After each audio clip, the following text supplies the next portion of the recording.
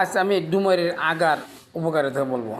এই যে আপনি যে কচি আগারা দেখতেছেন, এইটা যে মেয়েদের সাদা স্রাব ভাঙে তাদের জন্য উপকার আছে। আপনারা যদি 1 কেজি দুধের সহিত 3টে আগা চিপড়ে রস করিয়া দিয়া প্রতি 3 দিন সকালবেলা বাসি পেটে খাইতে পারেন, তাহলে আপনারা এই সাদা স্রাব ভাঙা ভালো হয়ে যাবে।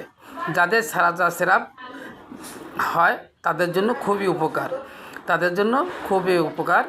এই জগডুমের গাছের মূল যেটা আগা, সেটা 3টে আগা একসাথে করিয়া ওই 1 কেজি দুধের ভিতরে ভালো করে কষলাইয়া ওই পানিটা আপনি ঠিক মতন যদি 3 দিন খেতে পারেন, তাহলে আপনাদের সাদা স্রাব বন্ধ হয়ে যাবে, সাদা স্রাব আর যাবে না।